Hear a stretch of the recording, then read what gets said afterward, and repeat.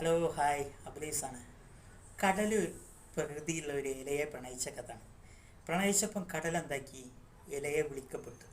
അങ്ങനെ ആ ഇല എന്താക്കി, നമ്മളെ വീട്ടുമുറ്റത്തുള്ള ചെറിയ അരുവിയിലൂടെ പിന്നെ അത് ചെറിയ കുളത്തിലെത്തി, കുളത്തിൽ നിന്ന് ചെറിയ നദിയിലെത്തി, നദിയിൽ നിന്ന് എന്തായി പുഴയിലെത്തി. അപ്പോൾ ഈ പുഴയിൽ നിന്നും നദിയിൽ നിന്നും അരുവിയിൽ നിന്നൊക്കെ ഓരോ അഡ്രസ്സുകളായി. ലാസ്റ്റ് കടലിലെത്തിയപ്പം ആ ഇലക്ക് പേര് മാറി, അതിൻ്റെ അഡ്രസ്സ് മാറി, കടലായിരുന്നു. എന്നതുപോലെ ഈ കടലെന്ന പ്രപഞ്ചനാഥൻ പടച്ച തമ്പുരാൻ ഇല എന്ന നമ്മളെ വിളിക്കപ്പെടുന്നുണ്ട് അവനിലേക്ക്.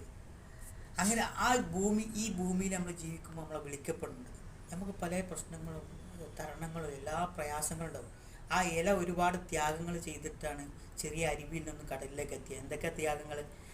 ചെറിയ കല്ലുകളിൽ കുടുങ്ങി, ചപ്പുചവറുകളിൽ കുടുങ്ങി, ഇതിനൊന്നും മൈൻഡ് ചെയ്യാതെ അതിൻ്റെ ലക്ഷ്യസ്ഥാനത്ത് കടലിലേക്ക് എത്തിപ്പെട്ടതുപോലെ നമ്മളെന്താവണം, പടച്ച തമ്പുരാൻ എന്ന കടലിലേക്ക് നമ്മൾ എത്തിപ്പെടണം. ഈ ഭൂമിയിൽ പല പ്രശ്നങ്ങളും പ്രയാസങ്ങളും, ഇതിനൊന്നും നമ്മൾ ഫോക്കസ് ചെയ്യേണ്ട.